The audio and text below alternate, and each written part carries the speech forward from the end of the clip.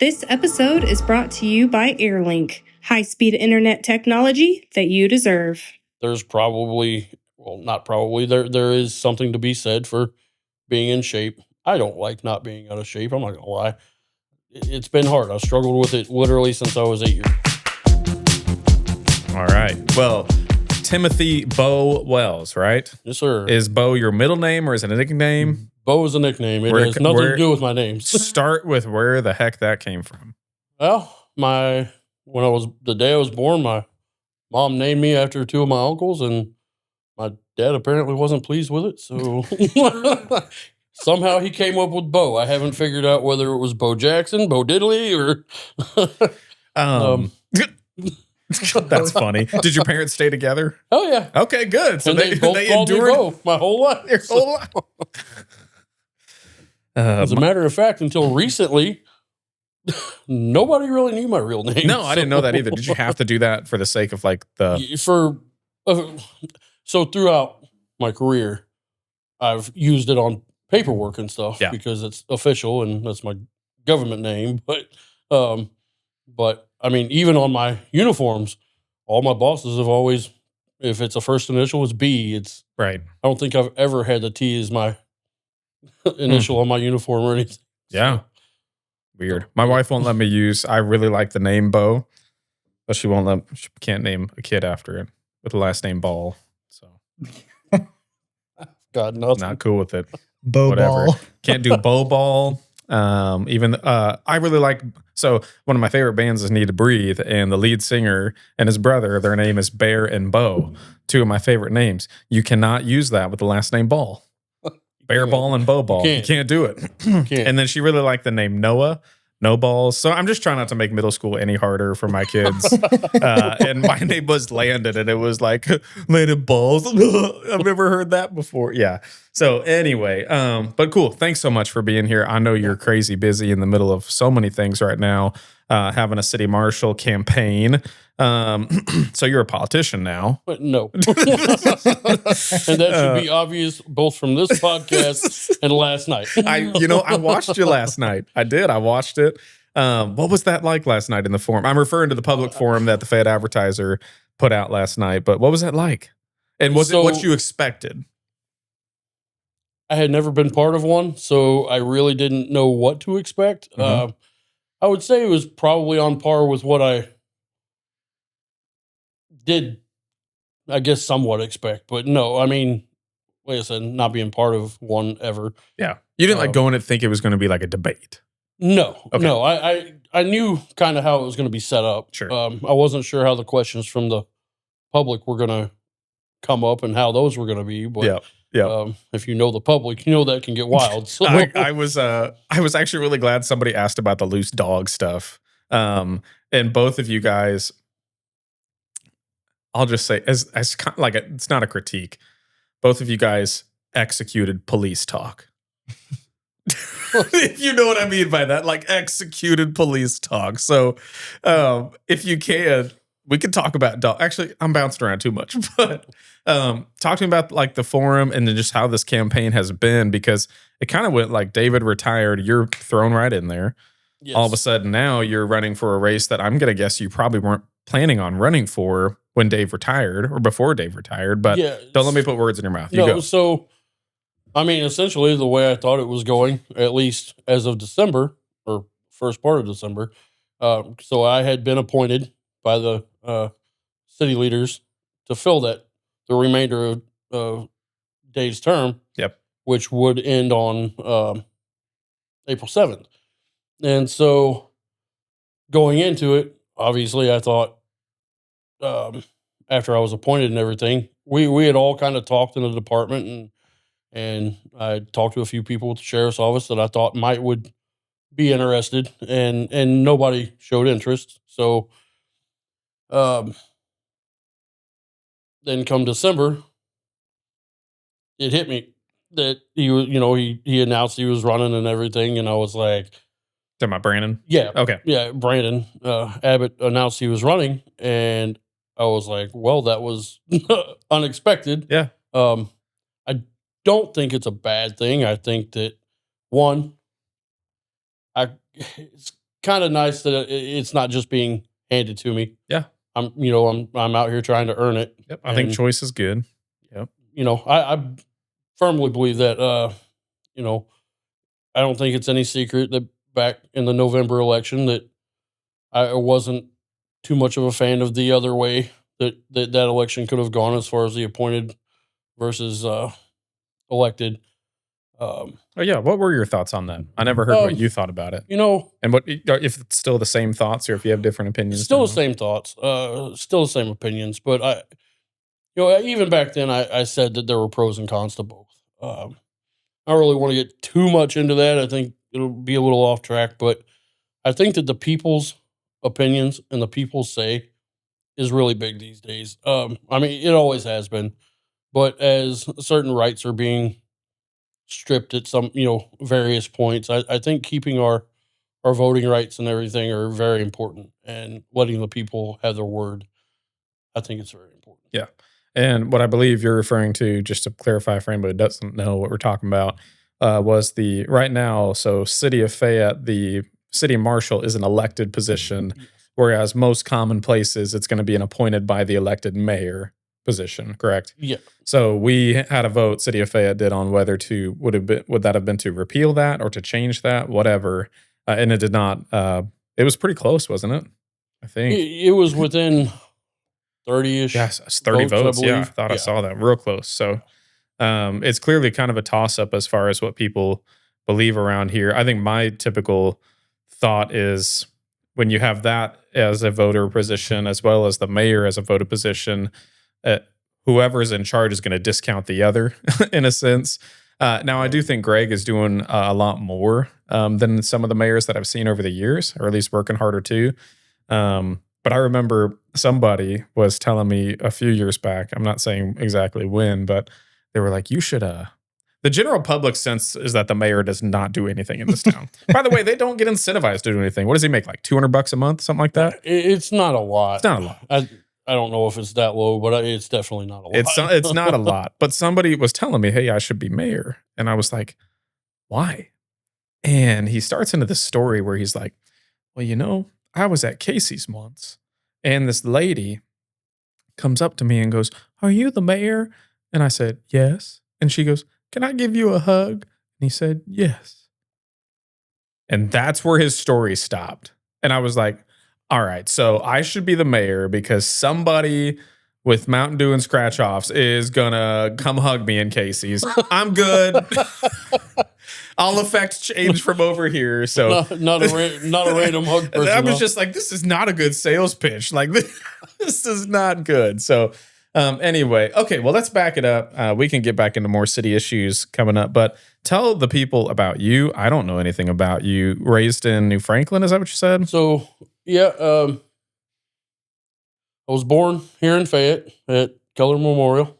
If anybody remembers Dr. Gingelbach, I'm pretty sure you all don't. No, I do not. He that is a name. It is. It is. He was apparently the doctor that delivered me. I've heard this story a billion times. He passed away in a car accident, I guess, some years after. So anyway, so I was born there. It was completely irrelevant, but here it is. No, we are on a podcast, man. We can talk about whatever we want. You ain't got no time limits like you had last night. We're good. Right.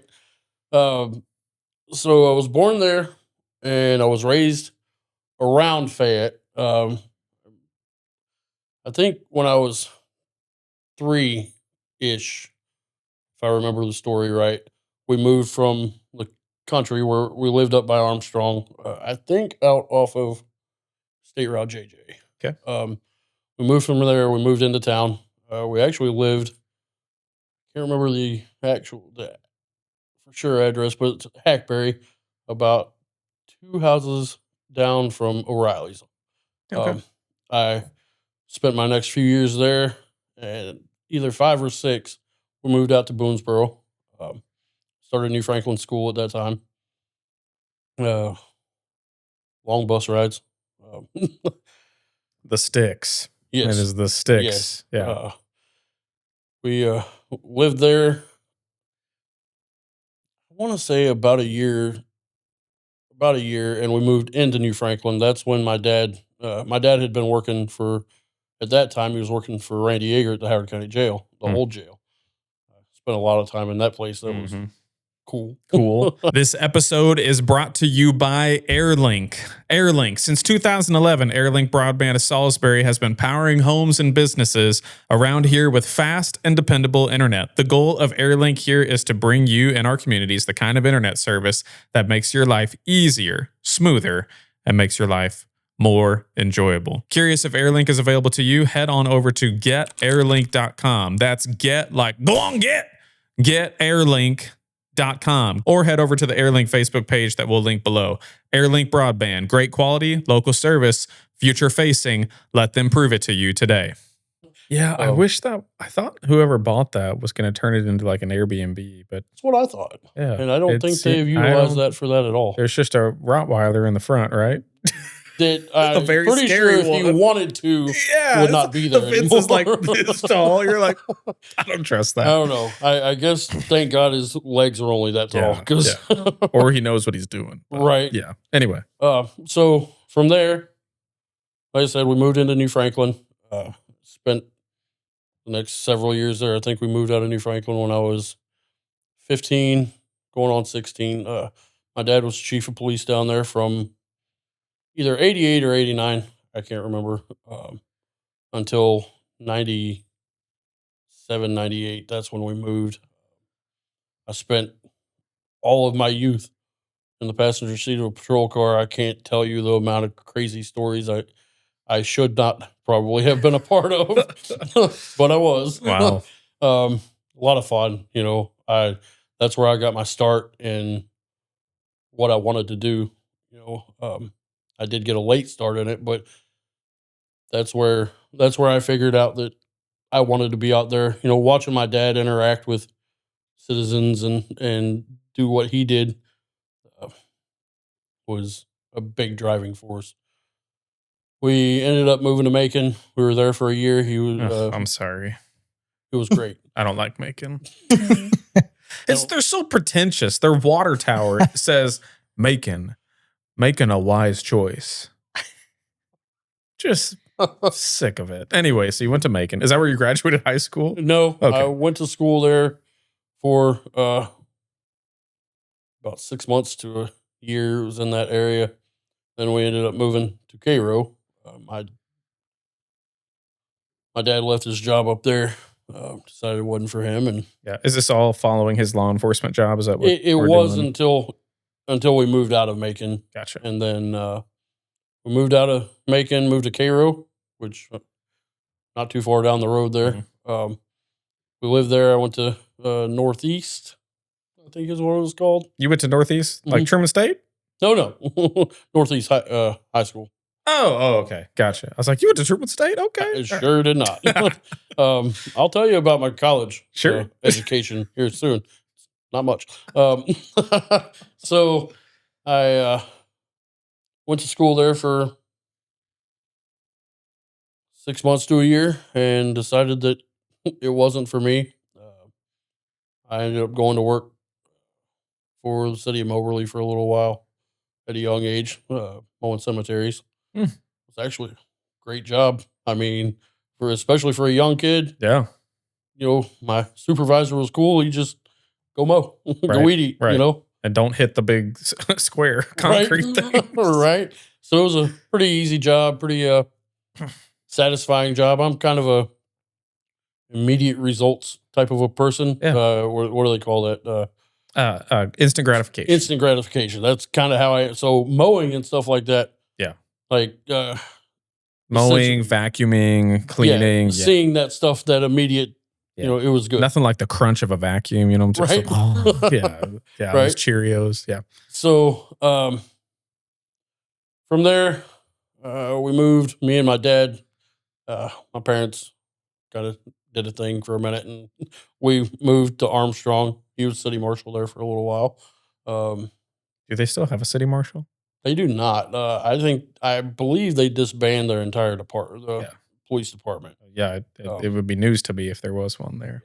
Yeah, I think county pretty well handles all of that now. I don't think they even have the means at the moment to bring one back. They would have to rebuild everything as far as I know. Yeah. There may be something that I've missed or haven't been privy to, but I mean, they've. Did you ever go to? I think they had like a City Diner. yes. Did you ever go to that? Oh, yeah. I loved that for the couple years that was around. That was the greasiest, Yeah, dirtiest, best restaurant in Howard that's County exactly for a right. minute. There's just something about breakfast food that you're like, Probably shouldn't eat that. But, I can taste how old that grill is, but yeah. right? I think they went to a restaurant that hadn't changed their oil Mm-hmm. and used that. Gotcha. But it was good. It was fun. I was happy with it, because we really didn't have a breakfast place right anywhere. We used to have was it JJ's Diner or Dos Primos is? I don't remember what it was called, but I remember what you're Something talking like about. I don't know if JJ's Diner is from a TV show, I think. Yeah, I mean that, and then we had, what was it, 240 Yep. for a little while. The cinnamon rolls. Where did she go? I thought she just closed up, but I thought she went somewhere for a little bit, like next to where the liquor store used to be that they tore down. Yes. Yeah. Yeah, when that building that was there before they demolished all that. There was a. I think that was her. That's right. I think that's right. I just go to I wish we could get Glasgow food here, like having the bakery and things like that. Right. Anyway, so you just bounced all over. I did. Mostly following Dad's job. Yes. Okay. I ended up shortly after we moved to Armstrong. I ended up with my GED and got that out of the way. Yeah. Was that a test? Yeah. Okay. What's it like? I mean, like. For me. Did you ever take the ACT or anything? No. Okay. No. I'm just trying to see what it would be similar to. It was a ton of questions. It was, and there was like a couple of essay type questions, sure.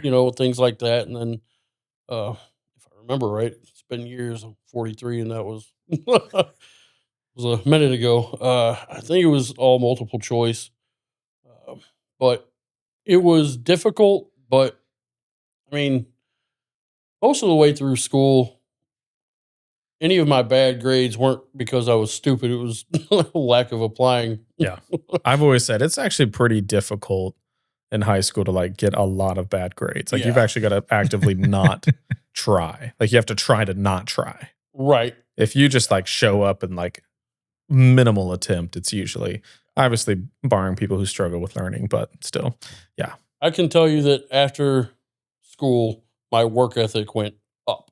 Yeah. Yeah. School was not my favorite thing. I never was into it. I can't imagine it being any more fun than growing up in a cop car, right? Like everything else has got to be super boring besides that. Yeah, and contrary to popular belief, New Franklin was a hopping little town back in the day. I really? Mean, there was a lot that went on, and it's the same thing here. People just don't see it. People don't. If you went and followed the cops around a little bit, you might get a little more of what it is. And I'm not saying that we're super busy, but we have future plenty. Video idea, Cody. Just hop in the truck with him. I think we've talked about this. You said I could do a ride along, right? I did. We'll talk more. Only if I win City Marshal. Classic Boom. politician. We will talk more. Do I get a gun? Okay. No. Dang it. Glad that's on record. Good. No, I wouldn't do you like that. I want him to be able to come back. Yeah. So after all that, I turned 21, and as soon as I turned 21, I applied for Department of Corrections and went to work in Boonville. I think I had been 21 for about 4 months when I got that job. I thought it was a stepping stone towards law enforcement. It, in fact, is not. It's a trap. It's true. My 9/10 years of service there will tell you that. I couldn't go anywhere. I mean, at the time, the pay was decent. How long were you there? I was there 9 years. Holy smokes. 11 months and a week. That is a long time. I was 3 weeks shy of my 10 years when I was offered a job with Howard County, and I was like, see ya. You weren't sticking around for your anniversary. I was not. That was the last You didn't get thing on anything my like mind. special pension after 10 years or something? So, well, funny enough, so at 5 years you're vested, Okay. and then 10 years, every 5 years it goes, Right. your pension or your retirement goes up. Yeah. So I guess that was the last thing on my mind at that time. When I was offered my dream He's job, like, I I was don't like, care. I don't no. care. Yeah. Good for you. On top of, you probably could have offered me a job at the trash plant over at Boonville, and I would have been like, Yeah. Anything to get out of here. yes. Got it. I was tired of seeing gray walls and smells and Probably not the most pleasant people you've ever gotten to hang out with.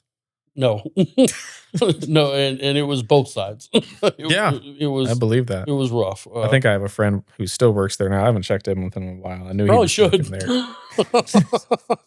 I'll text him right now. Doing all right, bud? It's a good idea. If you haven't checked on your friends that work DOC, probably should. So in the course of that, I got married, had a couple of kids. Still have those, by the way. Got one at 16, Colton, and then my daughter Kendall. She's 18. Kind of crazy. Wow. Colton got his driver's license here last Tuesday. This past Tuesday. And Kendall was about to graduate in May. I don't even know what to think. I'm still not ready for it. But, yeah. So through that, like I said, I talked about it a little bit last night at the forum.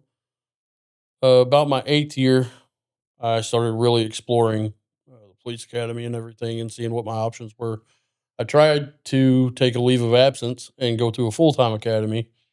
And the major at the time was like, no, we're not doing that because we know your mindset. We know that as soon as you're done, you're going to be gone.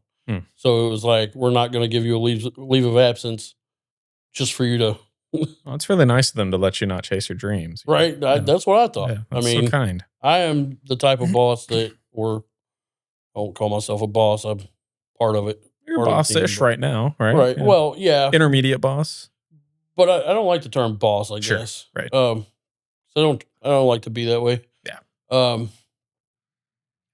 But that, if somebody wants to leave and if they feel like they're going to better themselves, do I want them to leave if they're an asset? No.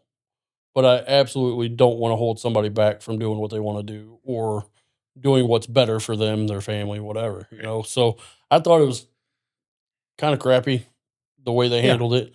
So, in that time frame that they were denying that, I found out that the Missouri Sheriff's Association hosted several satellite academies, and they were part-time academies. So they were Tuesdays, Thursdays, Saturdays, and some Sundays. So I bid a job there that gave me Friday and Saturday off on day shift. Pardon me. I got accepted to the academy, and from there, from January 26th of 2012 to December 12th or 13th, I think it was 12th, I was enrolled in the Missouri Sheriff's Association Training Academy, and through that, that's where I got some college. They were part of the law enforcement program with Missouri State University, West Plains. I can't remember the full name of it, but anyway, I have that college. That was the way I could get that, was to go through the police academy and do what I liked and still get a little bit of educational credit through it. Sure. I mean, we weren't having to do algebra and all that stuff. So, got through that. I graduated, like I said, I think it was December 12th of 2012. Immediately, my dad had gone back to New Franklin at the time as the chief of police again. and he had a couple of supervisors there between us. And so he went ahead. I graduated in a New Franklin uniform. That was super, super cool. And so I graduated that night. Went straight to work. I went back to New Franklin with a buddy who worked there, and we got in a patrol car and I went to work. There you go. Had my first dope case around midnight. Like first night you're talking about? Yep. Yep. Awesome. It was great. Not everybody has that luck, and Okay, so like when you get a dope case first night, are you like, yes, or are you like, oh crap? Like, so that's your, no, that's I like your, celebrated that oh one. yeah, That was- here we go. yes, that Yeah. was Would there have been a better, like, I mean, not without really. like being like, you don't want to be the guy who's like, active shooter, let's go. But No. like, well, you know, your No. first response call, like you're excited to go, you know, work a dope case. Oh yes. Anything better than that? Like, As far as for your first one, yeah, I really don't think so. DWIs are kind of a pain. sure. So I probably wouldn't have wanted something like that for my first, Mhm. first thing. We were basically working traffic and And this was City of New Franklin, right? yeah, Yeah. So y'all had that, y'all ran the speed trap. no speed trap. You know what I'm talking about. I've been, Nice try though. You were ready for that. You were ready for that. Well, speed trap and entrapment are. Oh, yeah. I'm up here on those. I definitely didn't try to trap you into saying and admitting that. Almost So- just overturned 5,000 tickets that came in that downhill slope as you come into New Franklin. There are the devices on vehicles called brakes. I don't know if people know about them, but they're there. if you brake before you pass the cop, do they already know your speed? Is it even worth braking? It at just depends on how they're setting. that? So it's where they're worth setting. braking, is what you're saying. Definitely hit the brakes. Okay. Show the attempt. It's out of That respect. matters. Okay, I was It's out of wondering, respect. you know, like, would you rather see somebody commit or is the brakes an admission of guilt? For me, no. It is, but it's like, Yeah. hey, I know I was wrong. Yeah. My bad. Yeah. You know. Like you aren't just like, oh, just it's kind of like when people like apologize to a pastor for cussing in front of them. It's like, what? You know, like it's like, I don't know. No. So if I'm passing you on the highway, I should commit to passing you, or I shouldn't commit to passing you if I'm speeding. whatever's safest at that point. Yeah, like- this is I not pass. safety, Cody. This isn't, you're not playing psychology games. Are you talking know? about passing me the same way or the opposite direction? The same. Like if we're both on the highway, would Yeah, you, yeah, and I'm going interstate. 70, I'm going Interstate. 80, you're going 75. You know. Oh, he would never I be don't going know. That's 75 up to the first trooper of all. because I don't work 70. Yeah. Yeah. But if you're passing me on a 2-lane, you probably already realized your mistake. Yeah. Speaking of just while we're talking about traffic stops, is there a no phone law in Missouri? There, A hands-free law? yes, There is? It is a secondary violation, such as a seatbelt. Okay. I don't Can have- you pull over people for seeing it? No. Got it. So Is there a way to make that a primary violation? it would have to go through State? lawmakers. and Okay. They would have to Because that amend I'm that. getting sick of that. Could you pull somebody if you saw somebody doing that? Could you pull somebody for distracted driving or reckless driving?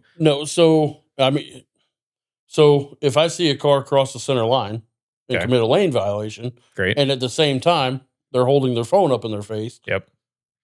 yes. Yeah. So like I said, it's still secondary. Just like if I saw them cross the center line coming towards me, and I can visibly see that they don't have a seatbelt on, Mhm. I'm going to stop them for that lane violation or stop sign or whatever, Yeah. and then I can address the secondary, whether it's the seatbelt, the phone usage. So in this state, I could, as long as I drive perfectly, I can watch Netflix up in my. That's crazy. That's fair. Unless If you can It's not. No, it's not fair. so unless if you're involved in a traffic accident or something Sure. like that, Yeah, you're toast. and they're able to prove that you were using that device, Yep. yeah, you're toast at that point. How do you prove it though? Like if you just pull me over and you say, "Hey, I know you were on your phone," like, and I say, "No, I wasn't," and then we go to court. How do they prove that? I mean, it's going to be who they believe. So Do they believe that I saw you holding your phone, touching on a little bit of the cameras that I mentioned last night? We have dash cams now, all 4 patrol vehicles. Sweet. I love it. We didn't have them before. We had a couple of personally purchased. I had purchased one, and one of my other guys had purchased one, and we gave the option. But getting towards the end of the budget, read a little bit, and I was like, we need to just get it done. That feels like a minimum. Yes. We've needed them for a long time. Yeah. I don't think anybody was necessarily against them. Just wasn't a priority, I guess, and we were kind of willing to buy our own stuff here and there. I don't believe that that should be the case. I believe that the department, if they're going to regulate something, it needs to be purchased. Well, and for something like that to be such a CYA, right, when something goes down. And so we kind of modeled off the counties. The county also has them, I believe, in every car.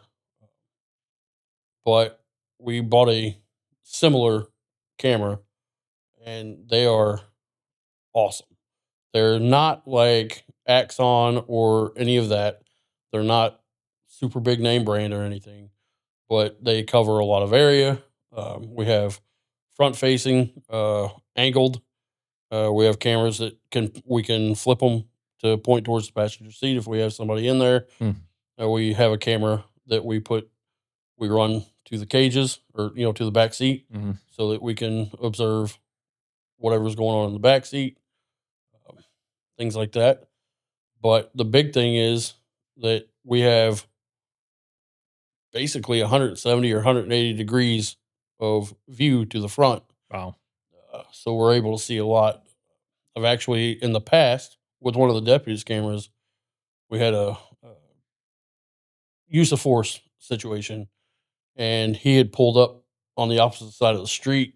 Well, same side of the street that we were, but he had pulled up, and the camera that was facing off at an angle to the left, to the driver's side, actually picked up like probably 75% of the incident. Wow. And it very clear. And ours are very capable of the same thing. Yeah.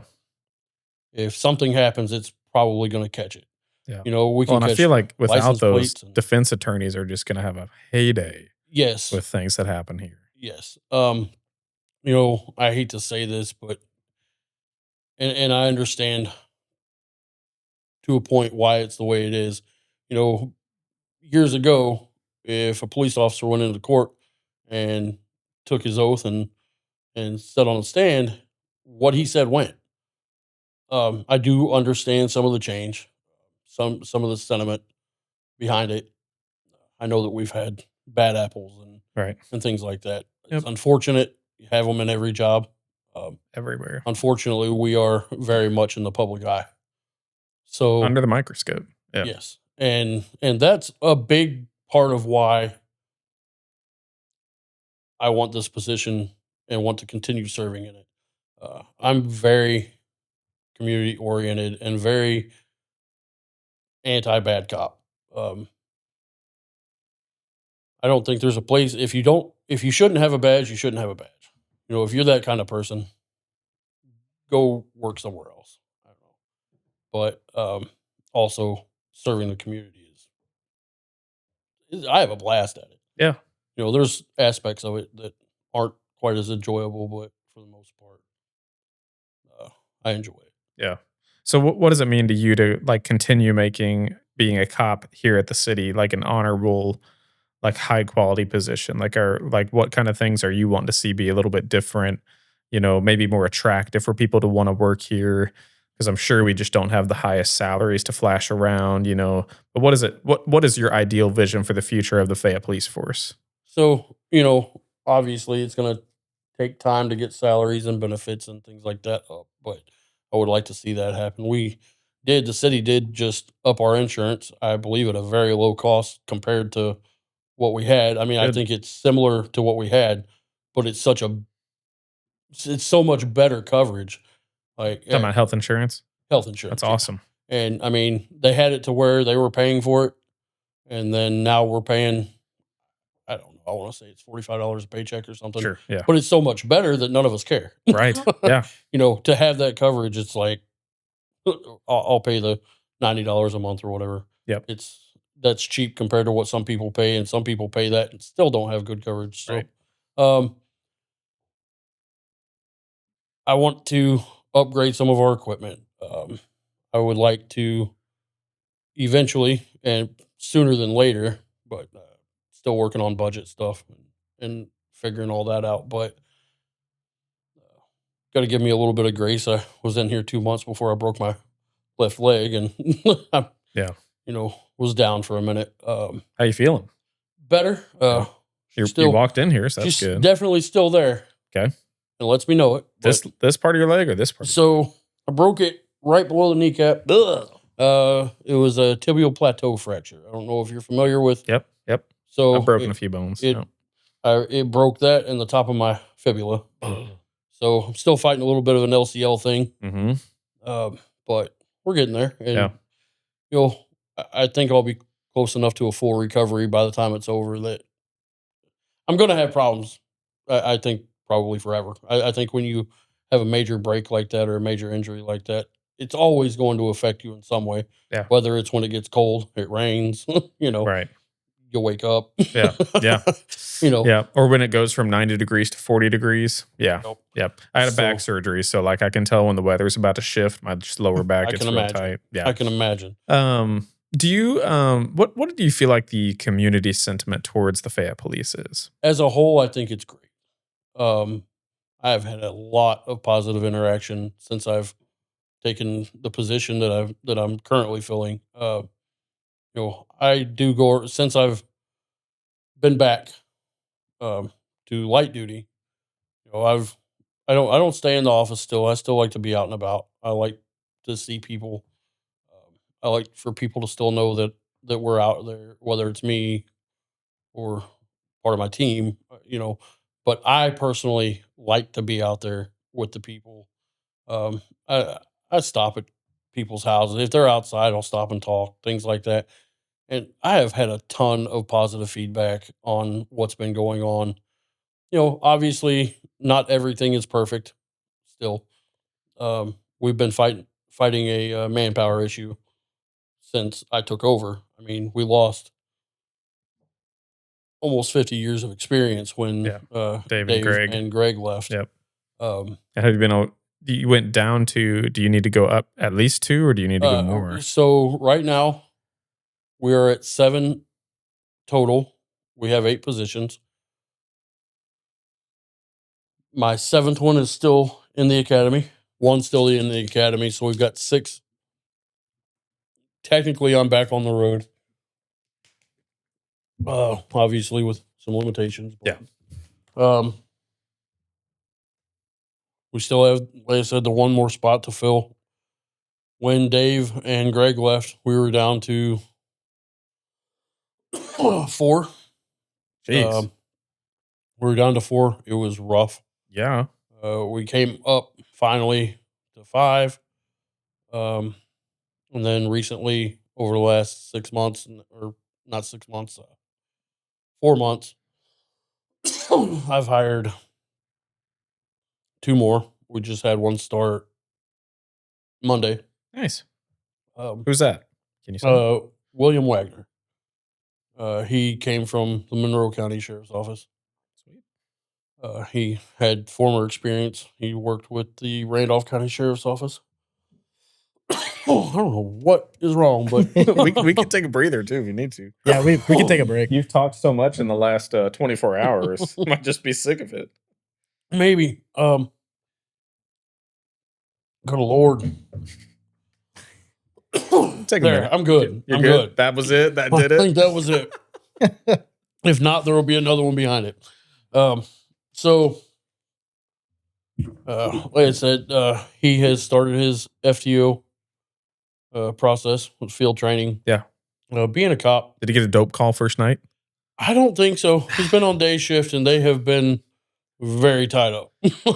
Very tied up with recent events. And so he's not been out as much as he needs to be. I think his FTO process is being altered a little, yet still we're pushing forward. Yeah.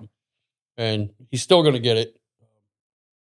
I implemented the 56 shift FTO program shortly after I took the position, and that was brought to us. My captain, he had been put through the FTO school the previous year by Dave, and then when I hired Lieutenant Paris, he is also a field training officer. Has been through the school, so those are the two primary guys that I have training. Said we started with that 4, and then we're back up to 7.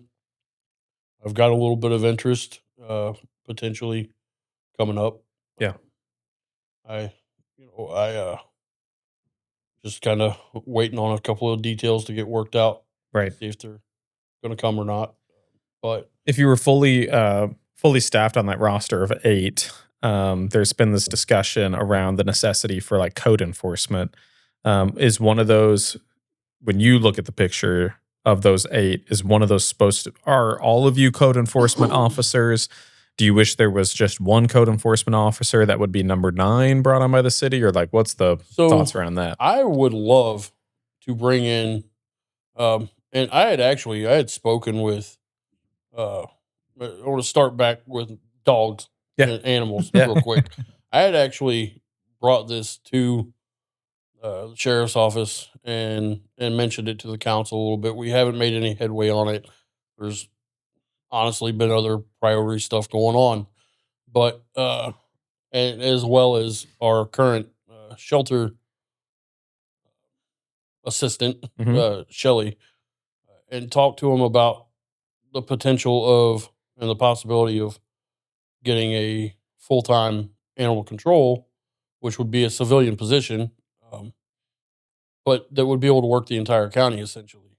And we, us as Fayette PD, City of Fayette, New Franklin, we haven't talked to them or Glasgow yet, but over time I want to get there. I want to try. If not, well, I'll finish up this thought. So what it would be is we would all pitch in. We need to improve our shelter situation too, and that's a huge undertaking.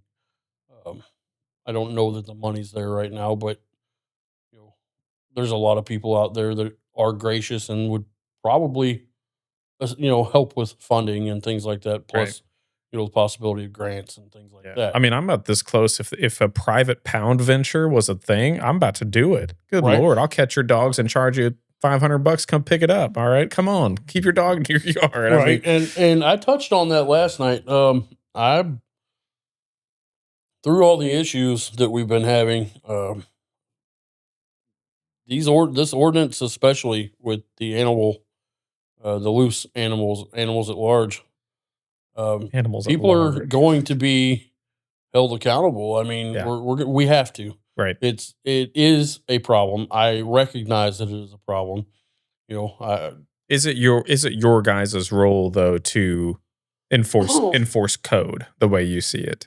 It is. Okay. I would like to see eventually a code enforcement officer or somebody that could work closely with the building inspectors or and things like that. Which that's been a little bit of a carousel over the last year or two. It has. The city. It sounds like we're moving up with it though. Yeah, I was reading the most recent minutes, which would have been March 10th.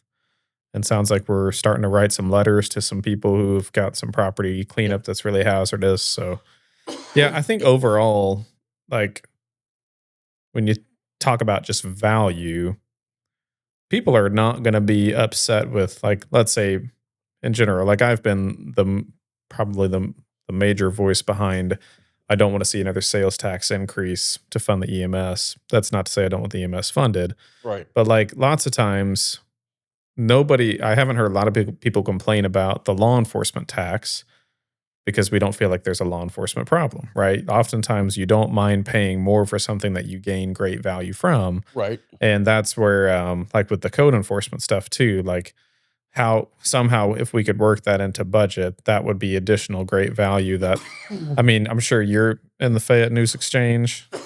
A little. I mean, I watch it. Yeah. I mean, I pay attention. Yeah, like the majority of the conversation is dogs and cats and what else, Cody? Oh man, pretty much that's it. Dogs and cats. Yeah, I mean, I don't know. There's parking, roads, parking. Yeah. Yeah, I do feel like this group of city council people is probably one of the more cohesive ones we've had in a while. It seems to be. Yeah, I would not disagree there. You know, obviously I go to all the meetings. Mm-hmm. I've seen some good interaction. I think they definitely, at least for the most part, they seem to mean well. They've definitely come together pretty well. Yeah. Speaking of that, are you guys officially moving down to the Keller building? So that was a thought. That was a big idea. So I am down there. Mm-hmm. I would like everybody to know I'm in room 119 in the Keller building, which is right outside of the inside entrance to the health department. There's mine's the only office down there right now. A couple of council meetings ago, they discussed it and decided that they wanted to, I believe what was the end result was they want to form an exploratory committee to find somewhere for us to go. Part of the problem is City Hall's old. Yeah. You know, there's a lot of repairs, I believe, that need to be done in our upstairs area. Yeah. The police department is pretty much the entire upstairs of the City Hall. I just had an idea. So let's put you in the McDonald's building. So, let's write them a letter. Somebody else actually mentioned that here not too long ago to me. Yeah. And I mean, it's a good property. There's parking. Well, and I wonder if like McDonald's, for the sake of a tax write-off, would donate that. Well, they definitely don't want another competition in there, and we don't cook hamburgers, so I looked at it once because I wanted to put like my ice cream shop and do like a classic burger fry ice cream shop out there, and I'm like standing in the old McDonald's kitchen, and she's like, "Yeah, you can do anything you want in here, just can't be food." And I look at her, I was like, "I'm in the middle of like a soda fountain right now. Like, right. What are we doing?" So that's right. I think I should do that. Cody, put that on my to-do list. I can't with him anymore. I think that's one of the best ideas I've had today. I've had a lot. I'll sit on that one. That's a good idea. Right? Because then you could, like, you're visible to the school. Right. Right there by the Braun home offices as well. Hop on Highway 5 up and down pretty quick. There's plenty of room for signage there. I mean, yeah. You know, and that's another thing that was brought up by at least one of the council members. I don't recall if anybody else said anything about it, but one of them did specifically say, you know, that he would like to see a more professional face put on the police department. Sure. I 100% agree. He wasn't talking about your face. No. He was talking about signage. Well, I mean, I don't think that's what he was talking about. Sure hope not. I'd be offended. Like, now I got a complex. We have more professional face. Still got the good side, right, Cody? You got his hair. You got his hair in the shot there. What hair? That's what I'm talking about. So that was another point of moving the PD, is to be able to have that more professional look. Yeah. I mean, I don't know what I would do if we had a police department that we had the nice sign outside that says Fayette Police Department. Yeah. And everybody was in an office. That was nice. Yeah. Right. It would definitely be different for us. It's an idea. Put that on the list, Cody. Nope. That's good. Okay. Anyway, I forget what we were talking about. We never did finish up my timeline endeavors and timeline of. Let's go back to it. That's where I was going to go if we couldn't remember what we were on. So yeah, I don't remember where we were at though. Let's go back to the dope call. That's the start in the non-existent speed trap in New Franklin. That's not a thing ever. plead the I'm not fifth. sure if you're calling me a liar or I'm not. You're just. It's In like my you're. Time. This is like we're in a deposition now. in my time there. I did not feel like we were running a speed trap. Sure. Yes. I understand the misconception is what I'll call it. I still slam on the brakes flying in there, convinced one of you is behind that oil truck, or like behind a funeral like car, like being stuck behind there. Convinced one of you is still sitting there. Mm-hmm.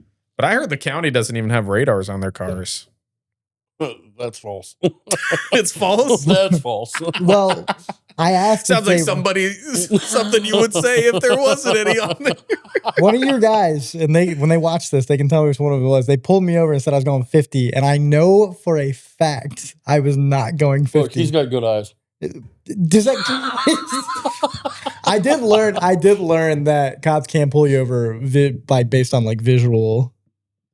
Like if they visually think you're speeding, they can pull you over for it. That is true. However, if I'm sitting in say by the school where it's 30, down through there, and you come in at 80, you're probably going to get stopped for careless and imprudent driving. I may not be able to put a speed on it, but I can definitely tell you that you were traveling at an unsafe speed, creating a hazard for other motorists. So you're correct. I've been pulled over once in my life and I earned it. So I didn't even question it. You've only been pulled over once? Only been pulled over once and only got a ticket once, and I earned it. That's surprising. I earned it. So Cody, I was heading down 63. He was a trooper, and I had passed somebody and came up behind him. And so he caught me with his rear radar, which I don't know, is that a thing? So probably for troopers. The Highway Patrol has always had a little more upgraded things because they run the interstates and stuff. Right. And yes, they have for years now been able to catch people coming in from behind when they're moving. Right. Yeah. Well, anyway, being in the insurance game, I knew kind of the limits of like what is a major violation, minor violation. And it's Highway 63 heading into Kirksville. I'm probably cooking 87 as I pass some other dude. And so he pulls over to the side, lets me go in front of him. I'm like, I know I'm toast. So I just pulled over. I just knew I was done. He came up on me and he goes, I had you going 79. I was like, yep. Right below that major violation limit. I was like, yep. Sure sounds right. Yep. Yes, sir. Where are you going? My niece's birthday party. Yep, we're done. So you didn't say with you when you run my name? Yeah, no, it's just I didn't even fight it either. I just went. I don't think I paid a ticket so fast in my life. I was just like, here you go, just take it. So, but anyway, okay. So the non-existent speed trap. The sheriffs have radars. Jeff didn't say that in his interview, along with the other things he didn't say in his interview. But that's cool. Did you watch his interview? I did. Oh yeah. What'd you think? He said he loved it. It was classic Jeff. You guys would just. It was classic Jeff. Cops That's sticking together. Thin blue line, right? Poor Jeff, dude. Okay, so you're on the New Franklin Police Force starting in 2013. Okay. Talk me through your time there, and then what's next? So I was only reserved there until my dad left. He left due to medical reasons at that time. And I ended up with the sheriff's office sometime middle of 13. Yeah. When did New Franklin go from having city police to sourcing that to the county? I can't remember the exact year, but it would have been. Were you there when it happened? No. Okay. No. Right. No, they still had a police department up until. I mean, it was after COVID. I know that. Okay. So fairly recent. I would say probably 20 or 21, okay. I believe. Yeah.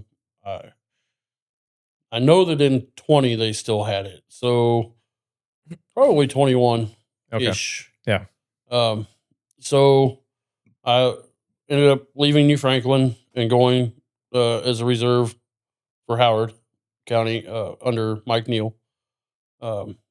Still working full time for Department of Corrections. My time through there, I was a field training officer there. I was a firearms instructor for several years. I did not enjoy that job at all. And you didn't enjoy the firearm instructors? That part I love. Oh, okay. And I mean, I like training other officers just because I knew I was teaching them the right way to do it. But the job itself just it wasn't what I wanted to do. I wanted to Were do they this. were you doing concealed carry classes too, or just like No, firearms training for I was new? only doing firearms instructor stuff for new employees Got it. coming in and research that, for people that work there. Yeah. So, like I said, I went to work as a reserve for Mike from the middle of 2013 until he and Jerry Adams, if you remember him. Rest in peace, Jerry. That was my good buddy. Miss him a lot, but they gave me an opportunity to go full time with Howard County. I served the sheriff's office in the county of Howard for that was from, I believe, April of 14 until September of 17. I believe it was September. Jeff Oswald was the chief of police with Fayette at that time, and he offered me a position. I moved over to city, and in 2018, I believe, could have been closer to 19, I promoted to corporal, where I assisted in leading the road guys. I was still one of them, but I was supervising some of the road guys. And then when Dave Ford took over, when Jeff won the sheriff race, Dave promoted me to sergeant. I want to say that was 21. I was sergeant until I left here for personal reasons. I moved to Jeff City. Went to work for the city of California as a police officer. Worked there for 2 years. Through unplanned events, I ended up coming back to work up here and came back to work for Dave with Fayette. Pretty soon after I came back, I moved back and he promoted me back to sergeant. And then August of 25, here I am, filling this position until, like I said, April.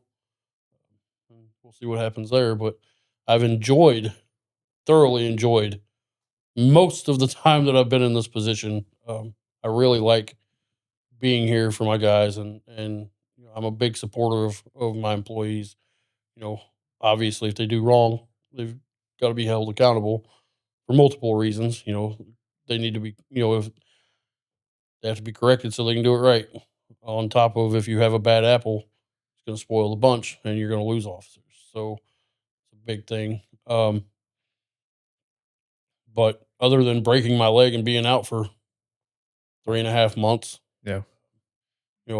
I've enjoyed it, and coming back, the community has been huge supporters in my recovery and coming back and everything, and they've welcomed me back in a big way. I mean, I can't thank people enough in this community. I think we've got a very good community. I think we've got a very tight knit community. I just love doing it. Yeah. I feel like we got a lot of potential in this community too. Even though there's always there's always a lot of quote unquote drama, Always. but I It's think people. that's probably, signs of some active disagreements, probably a good sign too, Oh yeah. of just all of us wanting to help create the community to in a way that we want to live here, when you were just getting into the police force, and I know you grew up being a cop with your dad, basically, like, what was your dream job? Like, what did you envision yourself doing? Was it like were you heavily influenced by cop shows as a kid? What did you see yourself cops. being? Yeah, sure, right. That was I think a Sunday night thing or something like that. Right. Like, we sat down and watch cops a lot, but I don't know how my dad did it, because now I can't hardly look at one half the time. I'm like, nope. Nope. But it was always this. From a young age, like when I was involved with my dad's job, um, I decided pretty early on that this is what I wanted to do. Now I volunteered on several fire departments. I was a member of the Armstrong Fire Protection District when I was from 18 to 19, age 18 to 19. At one point, I did live at the lake before I turned 21. I moved down there with a buddy. I was a member of the Northwest Fire Protection District, I believe, who was down by Climax Springs. So me and my buddy were a big part of that department. So then when I moved back to New Franklin at one point after I got married and everything, had the kids, I was on Station 2 in New Franklin for quite a while. I always enjoyed just being part of the public service realm, I guess. And so it was always emergency services that was what I wanted to do. Yeah. I want to be there good times and bad times. Obviously I don't want there to be bad times, but when there are, I want to be there to help. Right.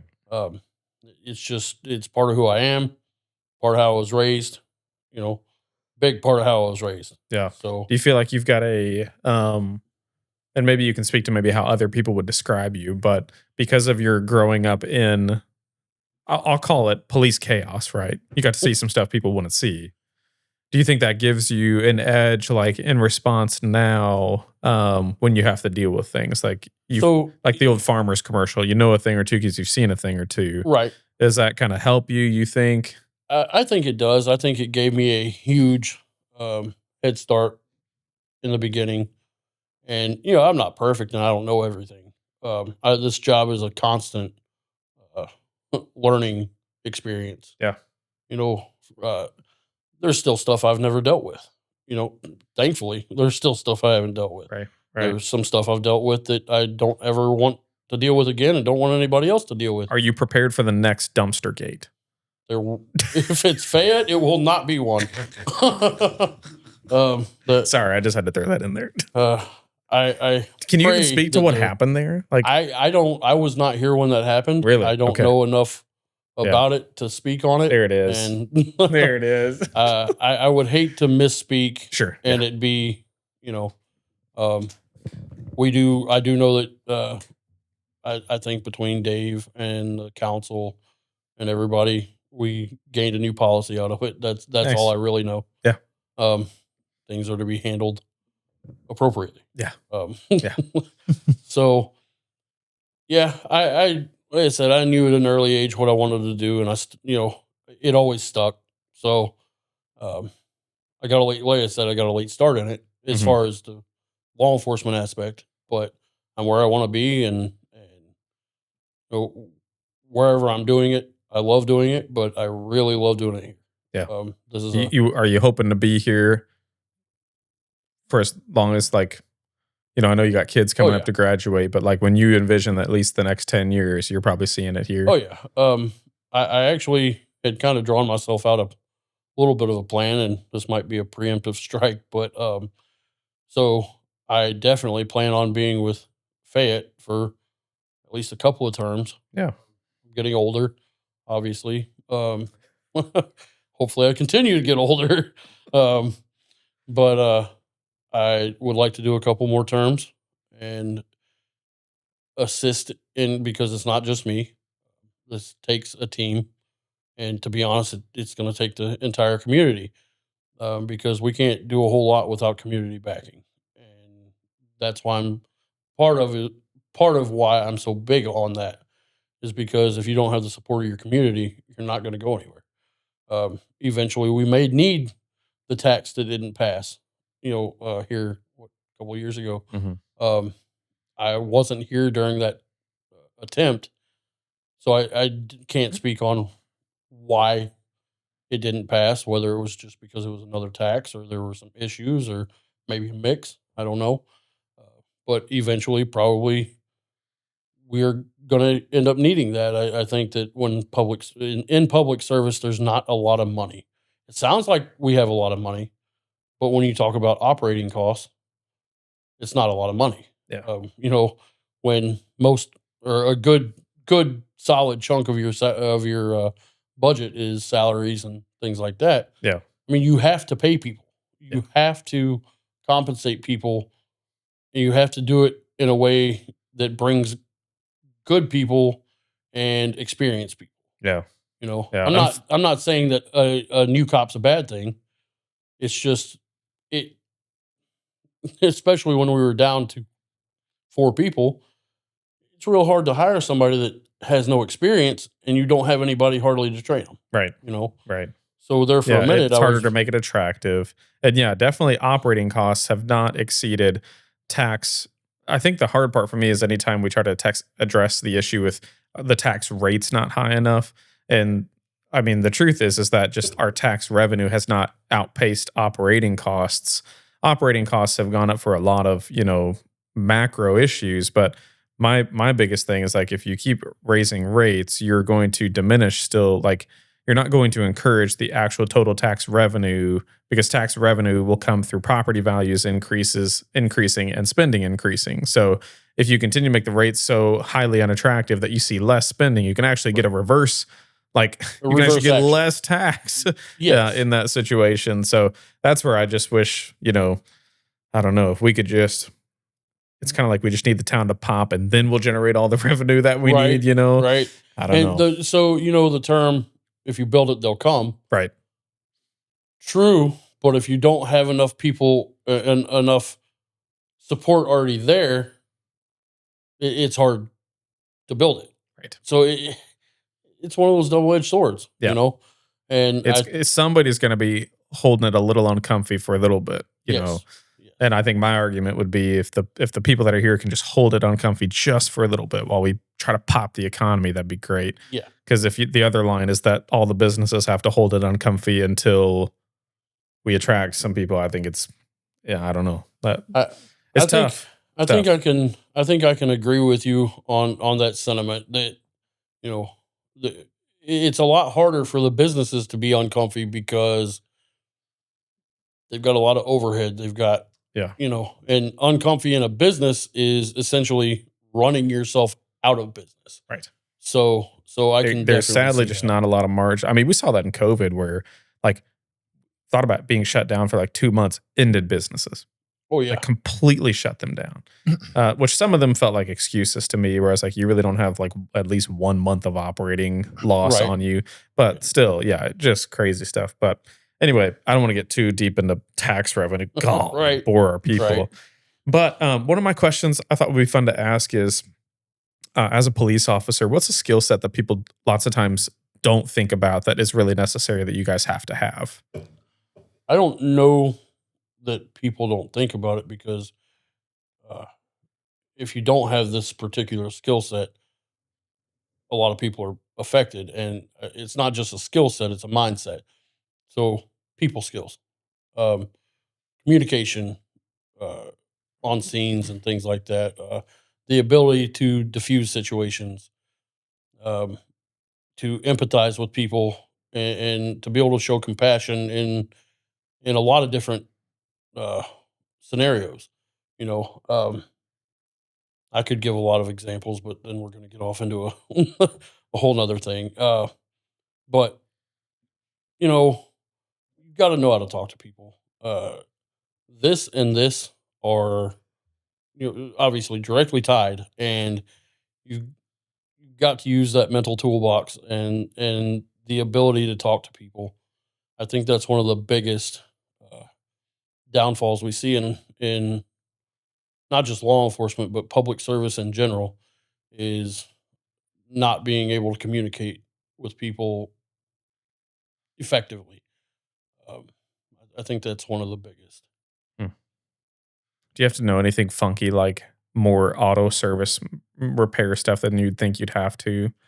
like what kind of training do you get put through that people would be like, why do we have to go through that training? No, I mean, obviously there's times where you probably should have some electrical knowledge in vehicles and things like that because we have a lot of equipment. And right.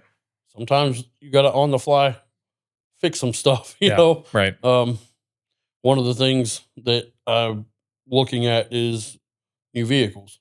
want to get away from these trucks. I think that at times they're a hindrance. I've always had that opinion. It's not a secret. Well, we bought the trucks verbatim because of streets. Well, they're getting better. Huh? They're getting better. They are getting better. So are you thinking more towards like cars because they got some pop to them? Is that what you're talking about? You feeling limited by your ability to go? So these trucks have sustained a lot of damage from just being Chevys, first of all. I feel like that could lose me a vote or two, but sorry about it. That's the most un-American thing about me is I just do not have the romance for Chevys and Fords, but I own all Toyotas, so I'm a foreign trader. For a long time. They sure do. They sure do. I can't argue with you on Toyota. No. And I won't argue on Chevy because they've been in the shop a lot. But I feel so justified right now. You're welcome. I'm glad I could do that for you today. If I didn't do anything else, y'all need to get the Ford F-150s with the Coyote engine in it. So, are you funding it? I actually, and this was. Do you know what I'm talking about? Oh yeah. Do you know what I'm talking about, Cody? No, I'm not a car Look it up sometime. They're insane. Yeah. So like $100,000. I actually had a thought, and it's not a realistic thought, but good cosmetically good Crown Vics. Yeah. Swap. Dude, yes. With that Coyote. Dude, okay. I'm not even joking. Ford made a Facebook post yesterday. Their Ford social media person goes, did you see this? We can't bring back the Crown Vic. The Ford social media person goes, I'm just the social media person. We can't bring back the Crown Victoria. I can't do it. Like, just like people are calling for it to come back. It was the most iconic police patrol vehicle ever made. Screw the cop car part of it. I like when people take the wheels and make them ridiculously big. And they're just, it's the most ghetto, raunchy look. And I love it. I love everything so about Cody, it. you're going to put this up though. So listen, let's just pretend we have. Can you Photoshop me into a Crown Vic? Yes. First of all, yes. Yes, I could. Make your notes, Cody. All right. Also, since money's nothing, have you heard of Resvani tanks? I don't think I have. So starting at $175,000, this is what you need to get for your police force. Is this what I'm putting in? I need you at a council meeting. Is this what I'm putting in? The photo of the... no, but you're also going to show this Resvani website too. Just scroll through it for a little bit. But is this gas operated? Yeah. That's crazy. Sick. Starting at $175,000. Basically, here, I'll read the specs to them. Just money. I mean, it's just money. Yeah, what's money? we could get a bond, right? Right. Just raise taxes. V8s. Okay, so probably like 4 miles per gallon. But listen to this. Available features: bulletproof glass and body armor, underside explosive protection. So like if you drove over a landmine, smoke screen, military run flat tires, thermal night vision system, reinforced suspension, electromagnetic pulse protection, ram bumpers, exclusive device detection, continuous video recording, electrified door handles. That's my favorite. You know, I don't know if we can solve many problems with that, but we can definitely create some. You can look cool. Yeah, exactly. Cool. Dude, come on. I feel like we need a dare type These vehicle. would tackle the potholes of Fayette better than a Chevy, all right? Siren and horn options, strobe lights, blinding lights, intercom system, magnetic deadbolts, gas masks, first aid, hyperthermia kit, pepper spray dispenser. This is for the public? Like just for an average person who has money? Yeah, you could go buy one of these, yeah. I think you need that with the State Farm. With my face on it. For a cool, crisp $175,000. That's crazy. So I first saw this. Did you ever watch that Chris Pratt Amazon Prime show, The Terminal List? I've heard of it, but I don't think I've ever watched it. It's a gory show. Pretty good series, though. But anyway, I saw the bad guys show up in that, and I was like, oh, what is that? That's ridiculous, and I kind of want it. If I was rolling in it, I would consider it. And also, if I didn't have a wife who would murder me for doing that, I would also consider it. Ask for forgiveness after. That's all you got. That's not a oops, I bought a chocolate shake kind of purchase. I mean, you can treat it like that. She's like, you spent $175,000 on ice cream supplies? Say you got a deal. Yes. I feel like one of us would be at your house. If I did that, I would park it and hide it in some storage unit and break it out like 30 years later. Do you have like a dream vehicle that's like from a movie though? Like for me, it's the Tumbler from The Dark Knight with Batman, Christopher. If you say Crown Vic from one of your cop shows, get out. Bullshit. Do you guys know what I'm talking about? So lame as can be, black and white Vics. That's your dream vehicle. Like from every fictional vehicle ever exist, you're going to choose a Crown Vic.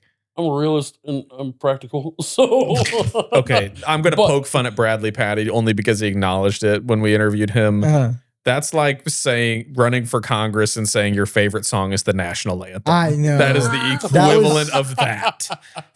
You saying you a black and white Crown Vic. He was like, by the way, he was completely serious. He said it off camera. He was completely serious. He's like, I knew that would sound like I was such a Boy Scout. He's like, but it's the only song that gives me goosebumps. And I'm like, dadgummit. At least I didn't say the Taurus from RoboCop. That's fair. Yes. Ford Taurus, I'd be like, no, get out. But speaking of Ford Taurus, are the Boonville Casino guys still at large? As far as I'm aware, yes. Dude, golly. I honestly, if they get away with it, nobody got hurt. I'm glad there's still like old school robberies happening. That's kind of cool, dude. Must have been the same people that took Savannah Guthrie's mom. I mean, good Lord. There's no cameras in the casino. They don't even have a visual on these guys. Dude. Could you imagine, like, they get no old? Have you talked to Jeff? He said no comment. No comment. Back to being a cop. Dang it. I refuse to get in the middle of whatever they have going on. I'm in Fayette. Am I wrong for wanting to be on their side though? A little bit of like on whose side? The robber's side? Yeah. Probably. If they get away with it, it's just they like robbed a store at gunpoint. That's who you want to be friends with. But they didn't hurt anybody. That sounds right. Gen Z. If you know Cody. Yeah. It's just cool. Gen Z. That's what I'm saying. Just they're like, well, as long as it does, them and boomers, as long as it doesn't affect me directly, I don't really care. You know? In fact, I'm proud of them. They pulled that off. The casino's going to be okay. Like, I'm not worried about the casino. All right. Cody. My podcast is plummeted. Golly. Can you arrest him for that? No, I'm kidding. It was me. I would expect somebody to be up here talking to you pretty soon. Yeah. This dude's getting investigated. No, if the Beano was on the Howard County side, that would have never happened. That's Dude, if I got caught on CCTV doing anything, my body is so like... What is CCTV even a thing for us? Yeah, we have in town. We have cameras in town. Oh, we do? Okay. That's how we got the subway bench back. I always thought CCTV was like a British cop show thing. That was off of actually a business camera. Well, that would be CCTV though, wouldn't it? No, I thought CCTV was... What does it stand for? Look it up. Closed circuit, right? I thought any camera that's in public would be like CCTV. I remember my camera picked up on the lady that stole some of Mickey's closed circuit television, a surveillance system using cameras to transmit video signals to specific limited monitors for security. Unlike public TV, CCTV signals are not publicly broadcast. So, brought to you by Airlink. So yeah, you would have CCTV out there then. That would fall into that. I don't know. You have it. I kind of blacked out while you were saying that. I do that a lot. Can you guys see me from over there? Not really. All I see is I'm sorry. Yeah. the sun. We got new lights in here. For anybody wondering, we got a whole new setup in here, and then this will be our last shot in this studio before we move to a new studio. Dude, ripping these soundboards. So I'm part of history. You are. You are the second. You'll be the first one to air with the new setup. Yeah. And you'll come out this next Monday because I want to get you out before election, and then Bradley Patty will come out on the next one. I do have some hard questions. I have 2 hard questions I want to ask. Okay, we don't have to address. If I may. Welcome to the Cody Johnston Ball podcast. The Johnston Ball. That's cool. No, it's not. Come on. No, it's not. Ball Johnston. But go ahead. As long as it doesn't directly affect me, I don't care what you do. Sweet. Sounds good. Gen Z. Okay. So first off, where do you and Brandon Abbott, I wish I would have asked him this. Where do you guys even disagree? Like, is there, from a voter's perspective, like what is something you're focusing on that he's not, and what's something he's focusing on that you're not? What would be and not asking to be critical of each other, but just what fundamentals do you guys go? Yeah, we probably differ on that. Something I noticed last night, and I'm not dogging anybody. Yeah, as your coworker. But when the question about the 3 crimes, the top 3 crimes, and how we would use the evidence-based strategies to address those. What was the crimes. question? Is there the top 3 crimes? Like, did they give examples or? No, they just ask, what are the top 3 crimes that basically happen here? Got it. And he spoke on initially the loose animals, which like I said earlier, I recognize that it is a problem that we're addressing. But I think when I think of crime, I think of public safety, and not that, an aggressive dog is definitely a public safety issue. Sure. But when I think of crime, I think of public safety and the safety of our community. And I think that drugs and crimes against people, domestic violence, stuff like that, definitely is up here versus animal issues. And I understand that the animal issues are definitely an issue. I'm not discounting that. I just think that there are some priorities for the community that we may disagree on. We may not disagree on it, but that's what it appeared last night through that question. Yeah, maybe you just disagree on the order of operations on which to prioritize and that could be it. Yeah. Because like I said, it's not that the animals being loose is not a problem. It's just that I prioritize these other crimes quite a bit higher. Yeah. And that's even through calls. Like if I have a call that there's a loose dog down here on Louisiana, and I have a call that there is a domestic in progress over on Park Road, I'm going to the domestic situation. Sure. Yeah. And he would probably say the same thing. Yes. Yeah. Most likely. I would definitely hope so. I think as a community member, it would just seem like the loose dog thing is such a low-hanging, easy thing to address. What makes it not so easy, right? Like, because I would agree. I think for large, maybe that's probably where most of the vocalization about this issue comes from. Is we're like, y'all, it's just loose dogs, and we can't even walk around this town, and people have been bitten with like no apparent consequences and stuff. That could be some of like the highlight of it. Is like we all can acknowledge that like drugs and domestic violence, that Bo Wells does not hold the cards on how to stop that completely, right? Right. But like certainly we can figure out the dog issue. What makes the dog issue not as easy to solve as we would think it would be on the civilian side? I don't believe that this may be unpopular. I don't believe that the owners have been held accountable to be responsible pet owners in a consistent fashion. Who's supposed to hold them accountable? That would be us. And I believe that there does need to be a change there. And I like I said earlier, we've started that. If we have to get them vaccinated, they're going to pay for vaccinations. We're not footing that bill. Yeah. If they don't have city licenses, yeah, they're going to have to pay for that. If the pound is full, what do you do with them? Leave them in the truck? I'm kidding. I'm kidding, folks. Chill. So we can reach out to the vet if they're willing to hold them. Yeah, we can do that. I have not tried because we have not been really to that point yet. But I would assume that probably we could reach out to other surrounding areas if we needed to. Obviously, that's going to incur a cost, right, that we are not going to be responsible for. Good. We will definitely pass that on. I think that it is imperative at this point that we start holding the accountability of everyone, us included. We have, over the years, I think, become a little bit complacent on some things. And we, there are bigger issues out there that we deal with, and we don't have time to be as proactive. Sure. I think that's a big part of the problem. So a lot of us are out here chasing, the dope activity, the drug activity, watching for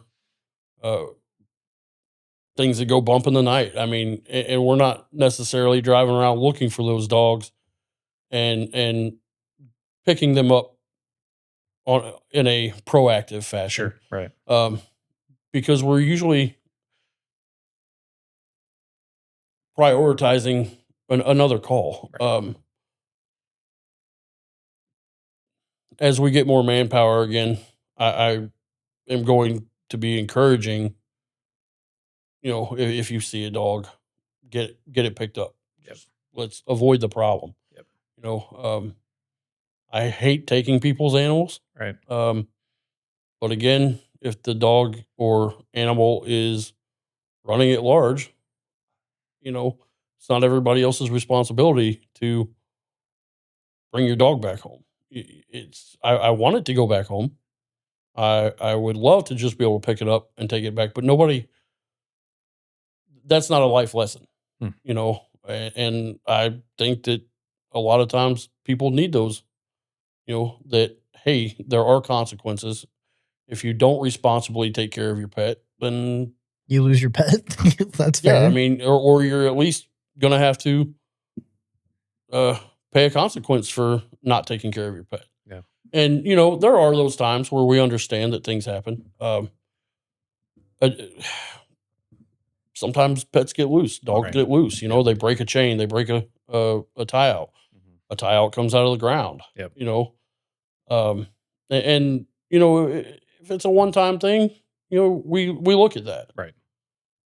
But these problem dogs and animals we have to do something. Oh yeah, there's an active gang of dogs, that you see out every now and just standing out on the corner. Yeah, I remember in St. Louis, like if Henry got loose, and the chance of Henry's biting anybody is pretty low. Like Henry's so friendly. Yeah. So, but if somebody if a dog is loose and it bites somebody, isn't it pretty normal in other places to euthanize that dog? Because I lost a dog because it bit somebody else, and we had to euthanize him because the police got involved, etc. Like I remember that when I was young.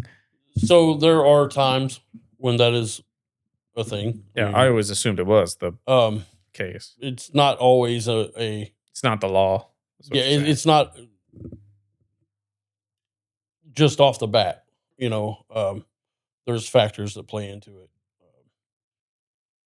I know that last dog bite, that happened down at by the car wash in City Hall. That was a big incident that everybody was involved in. There was also some things that people didn't know about the entire situation. But I think that some people learned from that, and moving forward, it definitely would be handled a different way under my administration, anyway. And sometimes I think that things have been done a certain way for so many years, and we do have a lot of officer discretion, but there are some ordinances that are written in a way that takes that away from us. There's state statutes that take that discretion away, or at least you better have a good reason, type of thing. What's your other question, Cody? This one's the hardest of the questions, but this is something me and you have spoke about, and that's what I appreciate is I can ask you tough. Yeah, I appreciate how scared right now. I really appreciate how candid you've been today. It means a lot to me.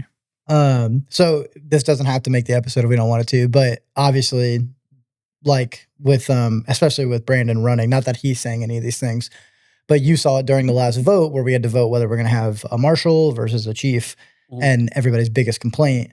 And I was wondering if you had any comments or anything you would say in defense of like people's number one complaint, which was typically like they were online, like, oh, Bo's out of shape or this, which you have talked about this leading up to that last election when we had to, or not election, but voting process, whatever. And I was just curious if there's anything you would want to say to the public in your defense or what your perspective of it is. Because I thought when we talked about it last, it was pretty graceful. But again, this doesn't have to make the episode either if you don't want it to. No, I have no problem with it. So I can see both sides. I do think, there's there is something to be said for being in shape. I don't like not being out of shape. I'm not gonna lie. It's been hard. I've struggled with it literally since I was 8 years old. However, I do not believe that being overweight makes you a bad cop. Being out of shape, it's not healthy, obviously. but it does not make you a bad cop. There's firefighters the same way. Does not make them a bad firefighter. They might not fit through the same hole that the little guy does, but I bet you I make that hole bigger, and I bet I do fit. Yeah, because I've got a lot of determination. I will Kool-Aid man the crap out of a wall. I don't care. One of my biggest sayings It's got to be a meme, dude. oh yeah. I can tell you that over the years, and you can take this to about any law enforcement officer that I've worked with, worked around. There's probably some that aren't my biggest fans, and that's cool. Not everybody jives, but there are a lot that have worked with me that at minimum would tell you I'm going to be the first one into whatever situation there is, as long as I can make it there. I mean, I've been outrun by skinny cops, but I can tell you I'm going to be there. I always, if somebody needs help, I'm going to be there. And I've been the first in on several. I've been the last out. It's my heart's in it and my head's in it. So when it comes to my weight, yes, there's limitations. Obviously, everybody has limitations from something, and I would like to say that I don't feel like it makes me a bad cop, and I think that I still have a lot left to give, whether I'm skinny or, overweight. I'm still in it. Yeah. Do you have like some fitness goals that you're wanting to work actually towards? do. So this is one thing that hit me recently. After I broke my leg, I realized that this is not. I have to do something. Yeah. When you lose a limb, and I mean, obviously it's still there. But Temporarily lost a limb. when you lose function of a body part, arm wouldn't have been as big of a deal, but I didn't break that. So,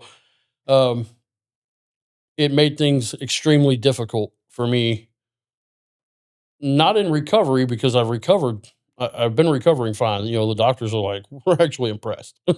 I just had an appointment. I think it was Monday. Yeah, it was Monday. No, Wednesday. And my doctor was like, really impressed by your recovery thus far. He was actually complimenting my cartilage. He was like, you got good cartilage. I was like, well, something's good. So, but he was like, you've been recovering well from considering the injury and the totality of the circumstance. So, but other than that, it has made activities very difficult, through when I was down. One of you guys breaks a leg, you're probably still going to be a lot more mobile than I was at that time. Sooner. Sure. Maybe not at first. Yeah. But I would assume probably even at first you would be a little more mobile and able to do those things. So I am currently working on putting together a plan. I mean, I've adjusted my diet and stuff like that. Nice. Like what? You got anything that you're going towards right now? So, like I've been doing like a smoked chicken, sweet potato thing lately, just to eat better. But I also just downed a chocolate shake before I walked in. Training him is so hard, bro. It's not. All right. Yesterday he texted me. He's like, he didn't have time for the gym. And then I walk outside and I see him at Henry's. And I'm like, yeah. There's always time for dessert. There's always time and room for dessert. That is a fact of nature. Anyway, go ahead. What are you tweaking? So, I mean, basically just portion control and things like that. I have had horrible experiences with diets where just sticking with them, if you make yourself miserable. Yeah. Law of diminishing returns, right. So having a little bit of bread or a little bit of potato or, whatever the carbs, having a little bit of that, just it's moderation, and your calorie intake. So basically it's not necessarily what I'm eating. It's more about how much I'm eating, making sure that I'm staying lower in calorie intake. I have been eating a lot more grilled type stuff and a little less fried stuff. Yeah. Well, at least the options are slim here in town too, which you can. There's no drive-through anything. Right. Does the police department have like a gym or a workout area? We don't. So like, do your guys train? I would love to get involved in training you guys, dude. That's like a dream of mine is to get involved with the police here and try to. So do you have? Did we talk about this? Are you a personal trainer? So, not officially. I hired Cody to have me be accountable in the gym, but also he's got some fitness experience. So he put together my exercise workout. Science major too. Yeah, so he put together my workout plan and then kind of gave me some caloric baseline to work with. Okay. You keep smiling. Listen, I've lost 15 pounds in the last year. Well, and for example, he had a hurt shoulder when we first started, didn't have a lot of use of it. Yep. And since then his shoulder's 10 times stronger. Oh yeah. He always tells me how he's had a back injury. And I've been a big proponent towards pushing towards exercises that would strengthen his back. And I feel like he's I know like maybe compared to like Zane, our buddy in the gym, maybe it doesn't seem like it, but you lift pretty good weight. I don't really compare myself to other dudes. Everywhere I go, I'm like kidding. But anyway, so yeah, I would love, and so would Elijah. Elijah, I would say first is probably more qualified. The guy that owns the gym. Yeah. But he's a busy dude. I would love to get involved with. The city ought to get you guys a membership there. So we have been in talks. Yeah. I have talked to the city administrator a few times, and I think we're just not there yet. We got to make sure that the money's there and everything. It's not a ton, but I can't remember the amount, but I want to say it's like $1,200 a year or for the gym, something like that. $100 a month for all 8 of them is probably a good deal. Yeah.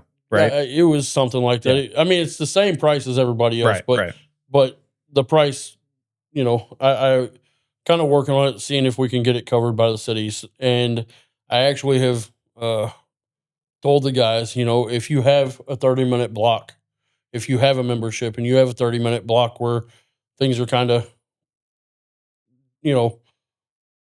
dead or, not, you don't have anything really to do besides troll or work out. If you want to go up there and jump on a treadmill or find another, some cardio type workout, 30 minutes, 45 minutes, especially at night, when there's not a lot of traffic, I have no problem with that. I've put a little bit of restriction on things because I don't want my guys sustaining injuries working out. Sure. But that it's definitely a goal that I have. I'm working towards my own. We'll see how it goes. I hope that I can get myself in check. Yeah, you can 100%. Absolutely. And if you want any help, dude, absolutely. For any of your guys on your force too. That means a lot. We would appreciate any. We've got a popping little community in the gym too. Yeah. Dude, it's so much fun. But like that's something I've seen. Obviously, you've seen the comments, and I've seen the other comments people made. And I'm like, in my head, I'm like, dude, in a year, Bo could just be a monster. Like and the whole force game. Also, and there's a lot of people commenting that like would. I'm sorry, Annie. Piss their pants in any other scenario that Bo has to deal with too. By the way, so take some of that with a grain of salt. It's really easy to be brave behind the keyboard. Did you ask everything you wanted to? Yeah, those are the only 2 questions I really had on my mind. God, he asked the hard ones. That's fine. It's kind of nice. Like if there's any stupid questions, if he can ask them, it kind of saves space for me a little bit. That was with Braddy Patty. Yeah. I asked him some dumb questions. He was the one like, all right, I'll ask Bradley Patty about APAC. I'm not going to ask him. So when I did my questionnaire thing, that you sent me, I checked open dialogue for a reason. Yeah. Open conversation, however it was worded. Yeah. For one, that's makes me more comfortable. I like to sit and BS. I mean, that's and if it's that kind of session, I'll sit and talk to you all day long. That's what we're up to. I'm a talker. So. Man, I thought I had a good question, and this must be the Lord saying, "Don't ask that question." Ask that question. What else? So there is a filter. A little bit. Yeah, a little bit. It's Logan who doesn't have one. Logan is me with no filter, but which is good. Logan says what everybody's thinking in the room. I really appreciate it all the time. So again, like Logan says the hard things, I save face. It works out great for me selfishly. So What are some other like? Oh yeah. I was just gonna ask, like, when you're not being a cop, what does your life look like? What do you love to do? You know, what are you up to? Look, Did you bring a prop? Look. Yeah. I like to fish. They like to fish. my old fishing hook that I've There got you go. here. There you go. I like to fish. I like to hunt. Yep. I several years ago I started bow hunting. I haven't done it a lot, but I've shot quite a bit. I love shooting my bow. Actually got an old Bear Crux. It's a somewhat compact bow, good for blinds and stuff. I love shooting that bow. I've even gone as far. I bought a couple of $175 bows on Amazon and shot them just because wanted to see how they held up. Bought my kid I think it was a Sandalina or something. I don't know. It's an Amazon bow. Like the one I bought that I like to shoot besides the Bear, it's like a Creative XP or something like that. Okay. Like that's the brand. So it shoots. Yeah. It's fairly accurate. Yeah. Shoots So you're hard. not like I only shoot Matthews. You're not that kind of guy. Obviously. No, I shoot what I can afford. Yeah. Be like, I shoot Matthews and I wear First Light gear only and I drive to the woods in my Mercedes. Right. No. First of all, I don't think I would be caught in a Mercedes. I'm just saying it's only like it's only the guys who like manage a hedge fund, right? That are like, I like to go hunt in Iowa once a year with $5,000 worth of gear. So yeah, and I walk 10 feet. Yeah, exactly. With my guided hunt to somebody's fenced-in yard. Yes. Yes. So I like to fish. I like to hunt. I love spending time with my kids fishing and hunting. I've gotten into tattoos a little bit over the last several years. Getting them or giving them? Getting them. Getting them. Okay. I don't think anybody wants my artwork on them. Well, I don't know. Just got into tattoos. It could come out interesting. I don't know. Who knows? I mean, have you ever tried? I actually came up with a tattoo that I designed. I used AI to help, but that's cheating. Doesn't count. Cheating. I know, but if I show it, we've never used AI. So if I show it to you, it's pretty cool. Oh, okay. I thought you were gonna say like you can't copy it. I'm like, we're good. I'm not gonna get a tattoo. Never, ever. I'm too big of a wuss. I think this one is probably not gonna be extremely fun to get, but so it basically is a representation of my kids and I's activities. Bro, I'll have you send me I can show the audience. I'll have you send me a photo of it. Yeah, send that to him. It's not gonna feel that good. That looks awesome. Where are you gonna put that? Yeah. My other one, it hurt a little bit on the backside, but it's that's that beautiful. One's probably gonna wrap. That will be there. Epic. That will hurt like a dog. It probably is. I did lie. I said tattoos don't hurt that bad, but they do kind of hurt. It depends. So I got one recently right here. Oh yeah, that'll do it. That one, that hurt. all right here, dude. All my whole You're chest. more man than I. Dude, I don't hate women, but I hate women. Okay, you want to know why he had to hesitate there? Because he actively talks, like we have a running joke with some girls in the gym about how much Cody actually hates women, and so it's actually I hate when women act like tattoos don't hurt. Like, oh, I slept through mine. I'm like, okay, you and your little thin lines, dude. I'm like getting all of this shaded in. I was like, yeah, they put like a 3-centimeter heart on their arm. Like, that didn't hurt. Or like they get a tattoo. They get like the thinnest tattoo on their ribs. Okay, the ribs would hurt. Thin, it lasts for all of 30 seconds. If you're getting it shaded, that is a different level. His is getting shaded. The shading is not to discourage you, but it hurts. Oh no, he knows. You got one, right? Yeah, I've got two. I've got one on my left shoulder, and I've got that one here. This was by far the one I liked the least. Yep. I love the tattoo. I hate. Yep. I hated the feel. When he was shading, what it is, it's the Cardinals. It's basically the stitching. Okay. And then the baseball bat with the Cardinal on it. Yeah. And the baseball bat, I had him do wood grain in it. And then he shaded it. And then he shaded the cardinal, and I was like, "You can start. A half a tattoo sounds really good right now." I'm surprised your shoulder didn't hurt more. The tip of my acromion, dude. Oh my god. Nope. The only thing that really hurt on that, like I said, was when he wrapped around the backside and that hurts. tender. Yeah, that hurts. Yeah, it was. So I'm like just stealing. No, you're good. too much Well, let's time. wrap up here because we've been going for a while. But no, go ahead. On the things I like to do, I mean, I love to shoot guns, bows. If it goes bang or thwack, I like to shoot it. Bang or thwack. Love it. Cardinals fan, apparently. Okay. I'm a Cardinals fan. I'm not going to say that I can sit here and rattle off stats or. I can't rattle off a single player on the St. Louis Cardinals right now. No, they're all new. Yeah. I was a huge follower in like the early 2000s, mid 2000s. Yep. Could name almost everybody and watch plays, but now it's just. Now it's who's on first. Yeah, right. And it's so inaccessible, like from a TV standpoint. Like, it was like main prime time for us when we were growing up. And then now it's like, if you have a subscription to Bally, who subscribes to this, who subscribes to that, you can watch the Cardinals play the Pirates at 12 p.m. during the day. It's dumb. Don't be late, though. Yeah, right. So last question here, and then we'll wrap up. So you put on your non-cop hat, civilian, citizen, whatever you want to call it. Mm-hmm. What do you want to see in Fayette? What would you like to see that isn't here? What would you like to experience that you aren't experiencing? What do you wish Fayette had? So thinking back to the days when I was younger and Fayette was a little more hopping, we had Pizza Hut downtown. That was the most amazing Pizza Hut ever. I want it back. That sounds so good. It was great. It just You're dogging me for my calories, and here you are lusting over Pizza Hut in the back. Did you Cut eat his mic? Good Lord. But did you eat at that Pizza Hut? I didn't get to, so we didn't move here till like 2008. Gotcha. So, I missed that Taco Bell Pizza Hut era, but I had Bread O's.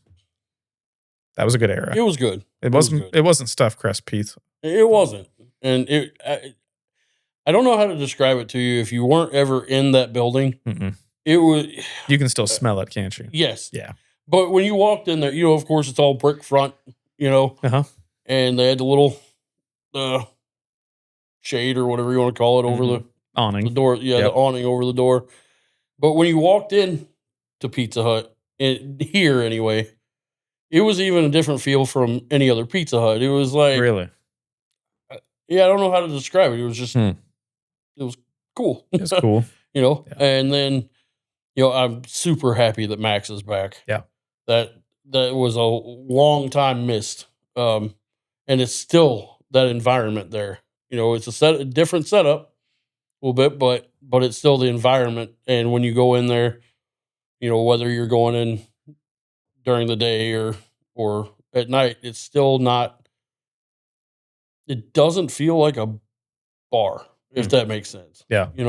I love having it back. But, we used to have a theater, we used to have a bowling alley, things like that would be absolutely amazing to have back. Even if we could do, obviously a video store is not a thing anymore, but like an arcade, and I do see some issues with it, obviously, and that's just, the issues we've had with property damages and stuff like that. But you have that anywhere. So it's a risk you take. I think the community deserves to have that stuff. And I would love to see somebody bring some of it back. Things for these kids to do, got a lot of good kids that just need some direction and activity. Yeah. I think Regina Powell came into the council meeting the other night asking for the city to step in. And I don't know that that's a plausible thing necessarily. I think for to put together some things for the kids to do. I'm not saying they can't. Sure. I don't know. I don't know where that falls, as far as city government doing it. But as a community, I think that we can come up with some things, and I would love to see something. I brought up, so I know that the Optimist puts on the fishing derby out at the lodge every year. I would love for us, the maybe the entire public safety, medics, fire, law enforcement, Yeah. to get together and put one on, like out at DC, have conservation come help us. Yeah. Things like that. There's so many things that are left undone that could be a thing. And obviously the businesses that I spoke of, that takes money and people to come in and do that. Right. But I don't think it's out of the realm of possibility for those things to happen again. Yeah. There's been some good improvements downtown, I feel like, and I think we can build off of it. Yeah. And those are the things that are going to attract more residents and honestly revenue. more businesses. Yep. And, because once you start having those businesses, other businesses see it and they're like, okay, if there's a market there, then That's right. we can do that. So Capitalism start doing its thing. Yep. I will say that I am extremely proud of our community over the recent days coming together. Unfortunate, but I've seen a lot. And man, this place is awesome. The coming together is just, it's insane. I know that there's a lot of other kind of animosity and stuff going on right now. But as a whole, this community has blown up, for the wrong reasons, but for the right reasons, if that makes sense. Sure. Yeah. And like I said, for unfortunate reasons. Yeah. But I'm very proud of our community recently for doing everything they've done. Just another reason that I want to be part of it. Yeah. It does feel like a place that can actually, that you can actually affect change in. Yes. I think the scariest parts is when you're in communities that just feel like they are locked into, this is how we're doing it. This is what we care about. This is who we care about and who we don't. Yes. And this does feel like, and maybe that's the millennial optimist in me that, just thinks anything can happen. But it really does feel like this is a place that I, as a community member, can affect change, and that, anybody's voice can be heard, and that we can try to affect a change that's positive. So I'd agree with you there. And also me as a person, I don't know what experiences you all have had, here, but I don't feel like I've ever been excluded from anything as a cop or a member of the community. I mean, when people are having events and stuff, like, it's just everybody's welcome, right? It's just that, yeah. And that's a sentiment I want to be part of. Yeah, it does feel like events, this might make me sound stupid, but it's like, even like Juneteenth seems to be an event that everybody wants everybody. That's exactly what I was thinking about. I went to I was up in my, I was where I live. One of the most inclusive events. Yeah, and 100%. The food, fire, fire. Oh, you got Chapman's, all them down there cooking. They are. Well, and man, that's what brings people together, is like just food and something to do. Food will always bring people together. And I don't know what it will always bring me. I wasn't like here. Yeah, same. I wasn't here for the 4 years leading up to COVID. So I don't recall a lot of like how much community action stuff has happened. I think a lot of things stopped during COVID and have never come back. But I think that's been part of my calling through this podcast and through hosting people like you and people in this community, is just being like, no, we need to get back to like talking to each other, hanging out with each other, disagreeing with each other, going and doing things together. So I hope that this podcast is a place to do that. My patio has kind of turned into a place where we'll host some events, and that's been fun. Like there was a worship night the other night. My new idea is I want to do this thing.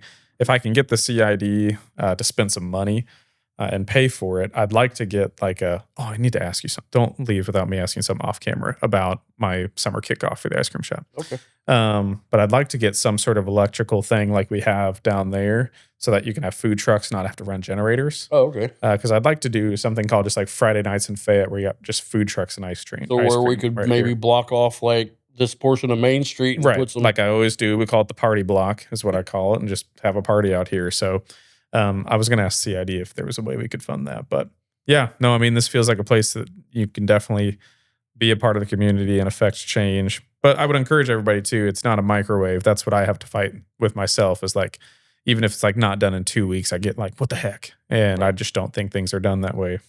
Yeah. for better or for worse. I kind of, and I've made this statement several times. There's a lot of change that we need, but I would, I appreciate the patience that I've received, and hopefully the patience that continues as we all, try to mend things around our department and get things more up to speed and back where it needs to be. Yeah, and more respectable, right? Yes. Vote is April 7th. April 7th. Who can vote? Residents of the city of Fayette. Of the city of Fayette. Yep. So not county. Nope. Okay, residents of the city of Fayette can vote on April 7th. Anything else? And that's at the courthouse, right? That is at the courthouse. Okay. I would encourage anyone that is a member of the Fayette community that is able to vote, please register and go vote. That's one of my big things. Like I said before, it's your right, and I feel very strongly about using it. I would love to see our numbers at the polls skyrocket. Just so everybody knows, it's very easy to register. Like I had to re-register down here recently. What's the process? You literally show up with an ID. You go to the one of the offices. They'll tell you where to go on voting. Like on voting day, you can show up. It takes like 5 minutes. So you can register same day. Yeah, it's so the easy. County clerk, isn't it? Yeah, It's right in the courthouse. Yeah, so I had to because my address changed and I had to re-register and all that. So it's super, super easy. Can you go there without an ID? No, you have to have. I'm pretty sure you have to have an ID. I would throw a fit if I showed up and they didn't ask me for an ID. Right. I do think it's stupid that the college kids can do the same though. I did when I first came here freshman year. I wanted to vote for the presidency and I didn't want to do a mail-in ballot. So why not? I'm just kidding. So I had to, but they let me register to vote in Howard County despite living on campus. And I thought I don't think that should be allowed necessarily. I'm glad it did because it made my life easier at the time. But thinking about it now, I feel like the school could utilize that. Maybe not a fit enough. Not that they would, but I could see that being a. Dude, the college would never try to affect some sort of ordinance in Fayette. Yeah, no way. Never. But you're staying if you don't win, right? Like you're not going anywhere, right? I don't plan on leaving the area. No. I don't know 100% sure what employment looks like. Sure. But I definitely, as far as I can tell at this point, I would remain in the area.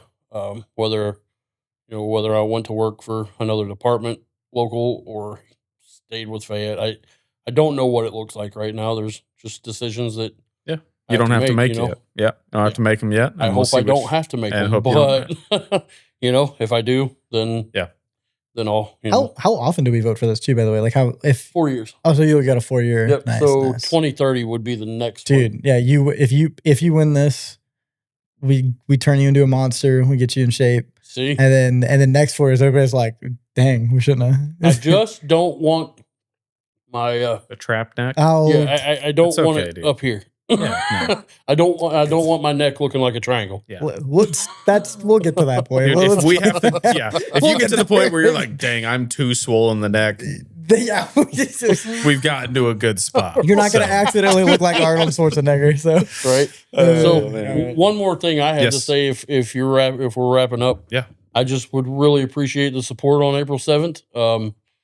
I appreciate the votes, and I want to thank everybody thus far for their interaction with me and with our department. I feel like we've gained a pretty good rapport over the last several months, and I'd like to see it move forward with me in the position to help lead us in the right direction.